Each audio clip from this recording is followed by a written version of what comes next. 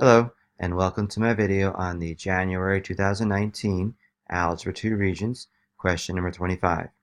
In this problem, we are asked to justify why this expression is equivalent to x to the negative 1 over 12 times y to the 2 over 3 using properties of rational exponents where x does not equal 0 and y does not equal to 0. So in this particular problem, the first thing that we should consider are the properties of rational exponents. A rational number is basically the same thing as a fraction. And when we look at these exponents here, they're both considered rational because they are made up of the fractions negative 1 over 12 and 2 over 3 respectively. And anytime we're looking at a fraction that represents an exponent, we always want to think of that rational exponent as being the power over the root. That's how we always want to remember that.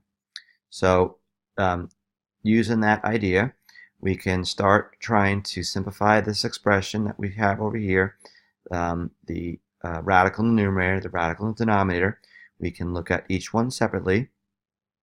And since each radicand is a product of the variables x and y, in the numerator here, we can start off splitting up that radical as the cube root of x squared times the cube root of y to the fifth. And then from there, we can convert each of these expressions into a variable with a rational exponent. So the first one would be x to the 2/3 exponent, because again, remember, it's power over root. And the second expression we can write as y to the 5/3 exponent, because again, it's power over root. So now the numerator has been expressed in terms of rational exponents, and then the denominator we can basically do the same thing. We can first split up the radicand because it is a product of two terms as the fourth root of x to the third times the fourth root of y to the fourth. And then each of these terms we can convert into a rational exponent. So the first term we can write as x to the 3/4 exponent, and that's 4, times y to the 4 over 4 exponent. And now that we've converted each of our terms into rational exponents, we can now perform our division here of exponential expressions that have the same base. So x to the 2/3 divided by x to the 3/4. Actually, that. When we do our division of exponents, remember, we're supposed to subtract the exponents.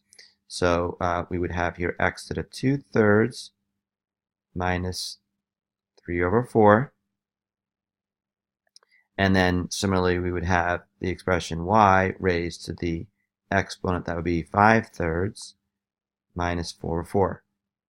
Because again, when we divide exponential expressions, we subtract the exponents.